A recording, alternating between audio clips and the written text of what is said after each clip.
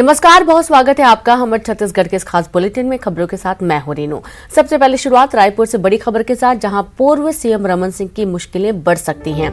आज से अधिक संपत्ति और आर्थिक अनियमितता की जांच मामले में शिकायत के बाद बढ़ी मुश्किलें, जहां सामान्य प्रशासन विभाग ने मांगी राजभवन से अनुमति, रमन सिंह के खिलाफ कार्रवाई के लिए मांगी अनुमति और अब रमन सिंह की मुश्किलें बढ़ती हुई नजर आ रही हैं। तो बड़ी खबर आपको दे रहे हैं रायपुर से, मामले में शिकायत के बाद मुश्किलें रमन सिंह की बढ़ सकती हैं। भाई कोई शिकायत करे और शिकायत करने पर चूंकि वो जनप्रतिनिधि थे, जनसेवा है, तो राज्यपाल से अनुमति लेकर ही जांच की जा सकती है। तो राजभवन भेजा गया है, अनुमति मिलेगी तो वो जांच होगी। वहीं छत्तीसगढ़ में रासुका पर सियासी घमासान जारी है और उसको लेकर बीजेपी और कांग्रेस आमने सामने है। प्रदेश के सभी जिलों में राष्ट्रीय सुरक्षा कानून यानी कि रासुका लगाने की अधिसूचना पर बीजेपी ने इस पर कड़ी आपत्ति जताई है। पूर्व सीएम रमन सिंह ने कांग्रेस की सरकार पर निशाना साधते हुए कहा कि रासुका कांग्रेस सुरक्षा कानून है और यह लोकतंत्र विरोधी है। बीजेपी प्रदेश अध्यक्ष अरुण साव ने कांग्रेस पर हमला किया। बीजेपी के आरोपों पर सीएम भूपेश बघेल ने पलटवार किया। बीजेपी की आपत्तियों पर मुख्यमंत्री भूपेश बघेल ने कहा कि ये राष्ट्रीय कानून है और रमन सिंह ने भी अपने कार्यकाल में इसे लागू कर दी है।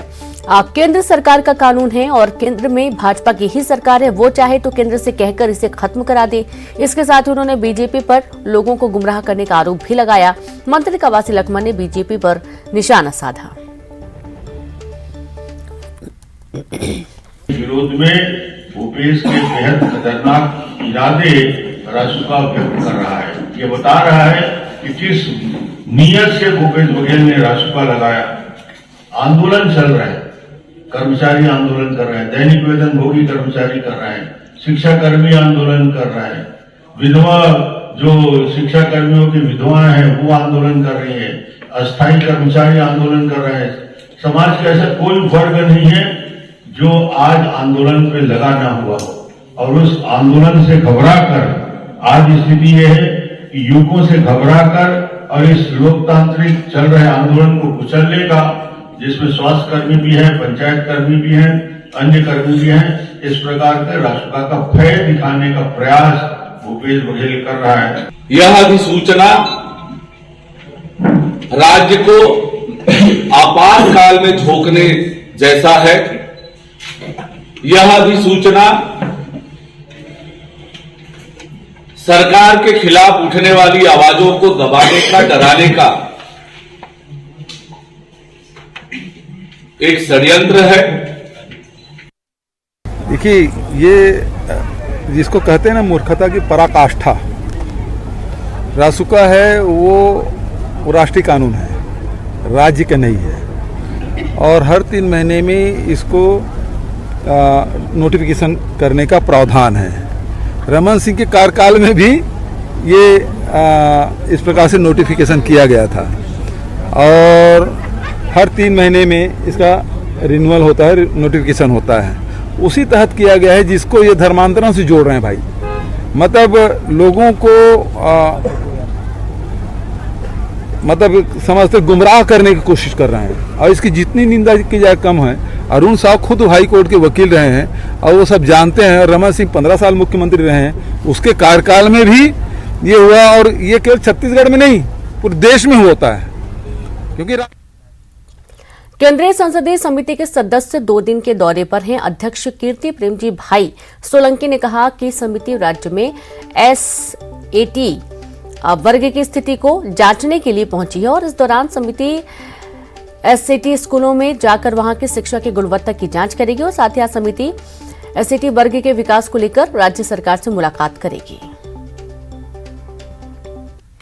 जगदलपुर से खबर है, नाबालिग के साथ गैंगरेप का मामला सामने आया है। 4 युवकों पर गैंगरेप का आरोप लगा है।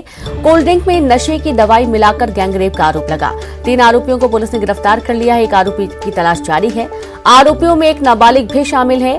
बोध घाट थाना क्षेत्र का पूरा मामला सामने आया है। तो देखिए कि नाबालिग के साथ गैंगरेप का मामला सामने आया है। 4 आरोपी इसमें शामिल हैं, जिनमें से 3 को गिरफ्तार कर लिया गया है। 1 की तलाश जारी है। और संवाददाता विवेक श्रीवास्तव जुड़ गए हैं। विवेक, नाबालिग के साथ गैंगरेप का मामला, क्या कुछ कार्रवाई इस पूरे मामले में?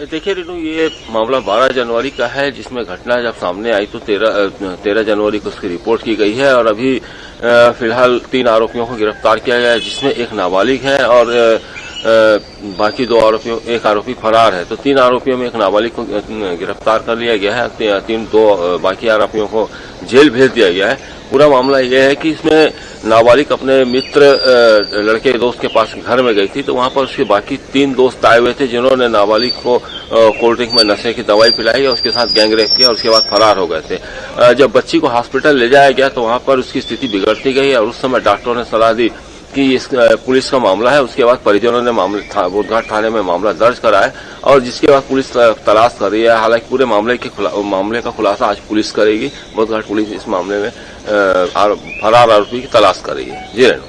जी, शुक्रिया आपका विवेक जानकारी के लिए। तो फरार आरोपी की तलाश की जा रही, 3 आरोपी गिरफ्तार हो चुके हैं। कवर्धा जिले की सड़कें अपनी बदहाली पर आंसू बहा रही हैं। निर्माण के कई साल बाद भी ना तो रिपेयरिंग किया जा रहा है और ना ही नए निर्माण की दिशा में कार्य किया जा रहा है, जिसे लेकर ग्रामीणों में नाराजगी है। तो वहीं बारिश के बाद सड़क चलने लायक नहीं बची। किसान गन्ना भरकर ट्रैक्टर ले जा रहे हैं, जिसके चलते सड़क पर चलने वालों की सांसें अटकती रहती हैं।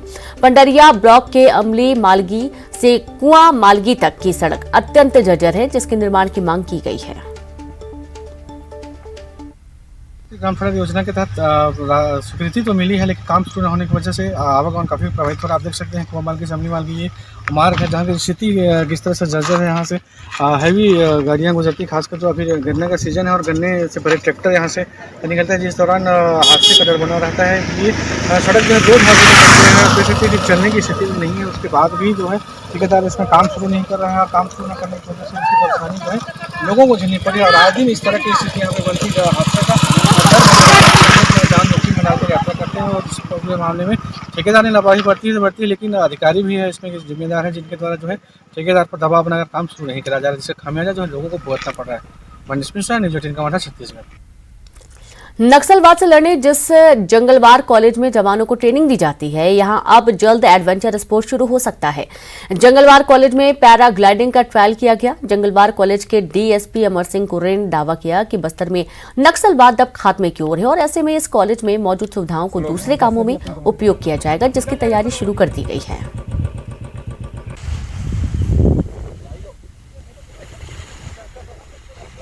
एक स्पेशल पर्टिकुलर पावर से ही खींचती है वो ग्लाइडर को ऊपर जी, ना तो ज़्यादा और ना कम। वो हाइड्रोलिकली मेंटेन्ड होती है, उसमें आप प्रेशर मेंटेन कर सकते हो और फ्लैट ग्राउंड से उड़ सकते हो। यहाँ पे करीब 700-800 फीट हाइट यहाँ पे गेन कर सकते हो। और जब 800 फीट चले जाते हैं तो हम इसको एक कनेक्टर होता है। बालोद में लोगों को अनोखे तरीके से यातायात नियमों का पालन करने की सीख दी जा रही है। बिना हेलमेट चलने वालों को हेलमेट पहनकर बाइक चलाने की समझाइश दी जा रही है और इसी कड़ी में ग्रीन कमांडो यमराज बनकर लोगों को यातायात नियमों का पालन करने की सीख दे रहे हैं। ग्रीन कमांडो वीरेंद्र सिंह पर्यावरण संरक्षण, वन्य प्राणियों की सुरक्षा के अलावा अलग अलग अंदाज में लोगों को जागरूक करने का प्रयास करते रहते हैं।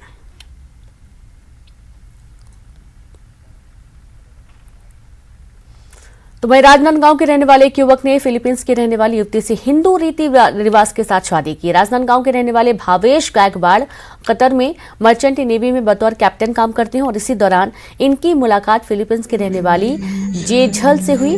दोनों के बीच प्यार हुआ। 5 साल तक साथ रहने के बाद दोनों ने शादी करने का फैसला किया। इसके बाद राजनांदगांव में पूरी रीति रिवाज के साथ शादी की सारी रस्में निभाई गई। बैंड बाजे के साथ ही बारात निकली और दोनों शादी के बंधन में बंध गए।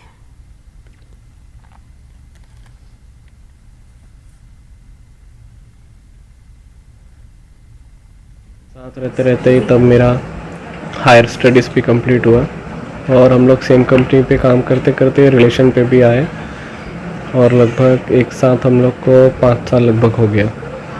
फिर जब हम लोग का प्लान था वो कंट्री छोड़ने का, तो हम लोग डिसाइड किए कि शादी करेंगे।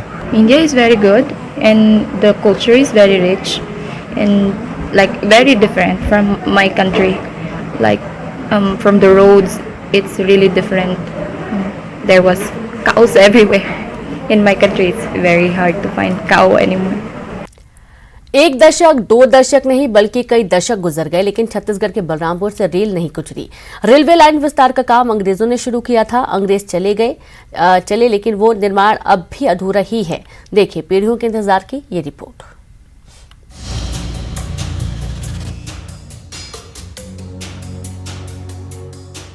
उम्मीद की ये कहानी दशकों पुरानी है। साल 1932, तब देश में अंग्रेजी हुकूमत थी। अंग्रेजी सरकार एक तरफ दमन कर रही थी, दूसरी तरफ अपनी सुविधाओं के लिए सेवाओं का विस्तार भी। उस कोशिश का उदाहरण है छत्तीसगढ़ के बलरामपुर में रेलवे लाइन विस्तार के लिए बनाए गए ब्रिज के ये पिलर। इलाके से रेल गुजरे, क्षेत्र का विकास हो। जो उम्मीद अंग्रेजी शासन के दौरान ही लोगों ने पाली थी, वो आज भी बनी हुई है।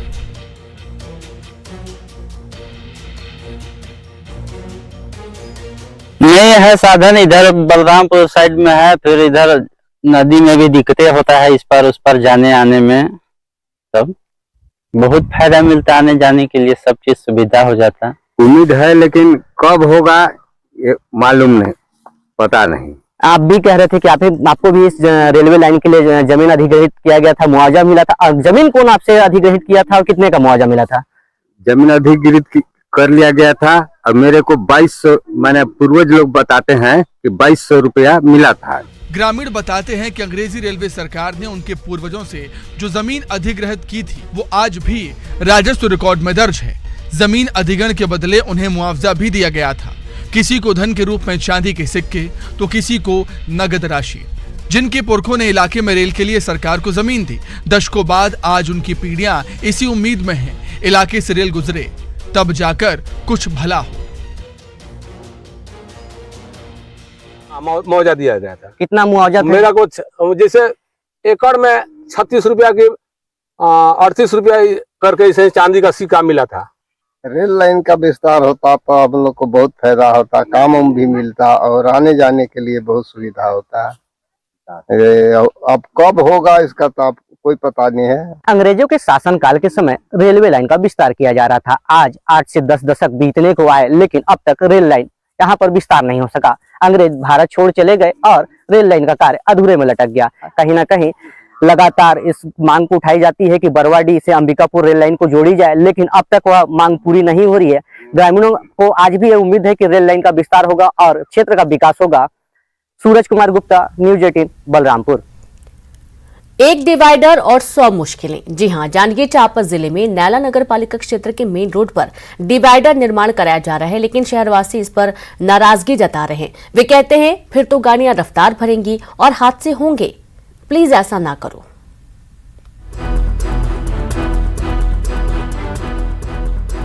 हादसों पर लगाम लगे, जान माल का नुकसान ना हो, इसलिए आमतौर पर लोग सड़क पर डिवाइडर बनाने की मांग करते हैं। लेकिन जांजगीर चांपा जिले के नैला नगर पालिका क्षेत्र के मुख्य मार्ग पर बनाए जा रहे डिवाइडर से लोग नाराज हैं। कचहरी चौक से नेताजी चौक तक डिवाइडर निर्माण के लिए सड़क को बीचों बीच खोद दिया गया। अब शहरवासियों की शिकायत है, डिवाइडर ही बनाना है तो पहले सड़क चौड़ी की जाए। डिवाइडर बन रहा है सर, डिवाइडर तो ठीक है बना, लेकिन रोड को चौड़ीकरण पहले करना चाहिए। क्या इससे दुर्घटना नहीं होगा? चौड़ीकरण रहेगा तो डिवाइडर बन रहा है और सड़क जो है चौड़ीकरण कम है, इससे दुर्घटना तो बना रहेगा। एक ट्रक से हादसा हुआ था, एक बाइक वाले का पैर टूटा था, और ये इतनी कम चौड़ी सड़क पे डिवाइडर बनाना उचित नहीं लगता है। दरअसल ये विरोध इसलिए कि पहले भी कचहरी चौक से नेताजी चौक तक डिवाइडर बनाया गया था। शहरवासियों की माने तो इस डिवाइडर का नतीजा ये हुआ कि हाईवे पर हादसों की संख्या बढ़ने लगी।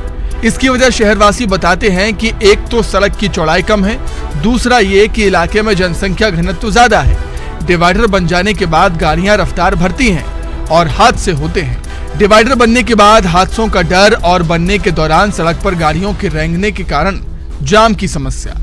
हर तरफ से शहरवासी ही पिस रहे हैं। जांजगीर नैला के मुख्य नगर पालिका अधिकारी ने क्या कहा, वो भी सुनिए। देखिए, अभी कचहरी चौक से लेकर के नेताजी चौक तक डिवाइडर बनाया जा रहा है, जिसमें लाइट की भी व्यवस्था रहेगी। निश्चित रूप से लोगों में ये मांग है कि वहाँ पे सड़क चौड़ीकरण होना चाहिए, और आपको बताते हुए बड़ी खुशी हो रही है कि उक्त सड़कों का चौड़ीकरण भी हमारा प्रस्ताव स्वीकृत हो गया है। अभी वर्तमान में जो सड़क की चौड़ाई है वो लगभग 8 से 9 मीटर है, कहीं कहीं पे 8 मीटर दिखता है, कहीं पे 9 मीटर दिखता है। हमने अभी जो प्रस्तावित जो चौड़ीकरण लिया है उसमें दोनों एंड पे 3-3 मीटर चौड़ाई बढ़नी है। मतलब लेफ्ट तरफ की सड़क भी 3 मीटर चौड़ी होगी और राइट तरफ की सड़क भी 3 मीटर चौड़ी होगी। चूंकि एनएच का काम चल रहा था और ये बीटीकरण जो आप देख रहे रिटायरिंग काम हो रहा था, तो वो काम को समय सीमा में करना था और चूंकि डिवाइडर हमको बीच में बनाना था तो हमने डिवाइडर के काम को पहले शुरू किया है। और जैसे ये डिवाइडर का काम खत्म होगा, मेरे ख्याल से हमारा टेंडर भी मैच्योर हो जाएगा तब तक, उसके बाद तुरंत हम रोड चौड़ीकरण का काम शुरू करेंगे। प्रशासन के सामने विकास की चुनौती है और लोगों के सामने जान की। इस तलाई में बड़ा रूड़ा अतिक्रमण है।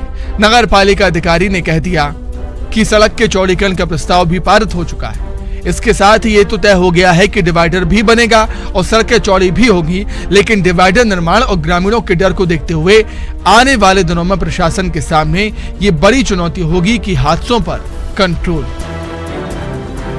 न्यूज़ 18 के लिए जांजगीर चांपा से रोहित शुक्ला की रिपोर्ट। गरियाबंद से खबर है, जहां पूर्व विधायक पुनीत राम साहू का निधन हुआ। राजिम विधानसभा से थे पूर्व विधायक। 81 साल की उम्र में पुनीत राम साहू का निधन हुआ। पूर्व विधायक के निधन से क्षेत्र में शोक की लहर है। 1985 में अविभाजित एमपी में राजिम से थे बीजेपी के विधायक। राजिम के वासिन खपरीपारा के निवासी थे पुनीत राम साहू। तो खबर गरियाबंद से है, जहां पर पूर्व विधायक पुनीत राम साहू का निधन हुआ। 81 साल की उम्र में उन्होंने अंतिम सांस ली। पूर्व विधायक के निधन से क्षेत्र में शोक की लहर है। 1985 में अविभाजित मध्य प्रदेश में राजिम से बीजेपी के विधायक थे पुनीत राम साहू।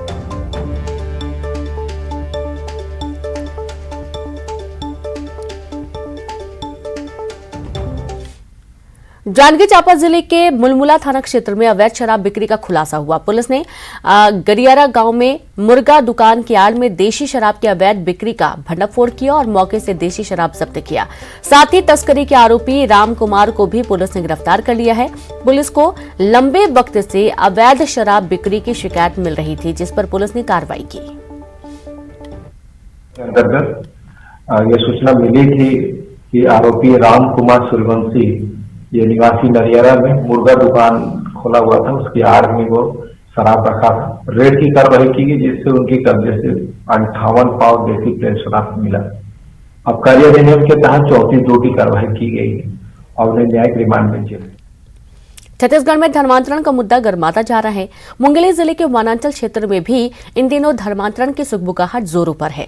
ऐसे में मुंगेली दौरे पर पहुंचे बीजेपी के प्रदेश अध्यक्ष अरुण साव ने राज्य की कांग्रेस सरकार पर धर्मांतरण को संरक्षण देने का आरोप लगाया और कहा कि राज्य सरकार छत्तीसगढ़ की संस्कृति और सभ्यता को चोट पहुंचा रही है, जिसे प्रदेश की जनता कभी बर्दाश्त नहीं करेगी।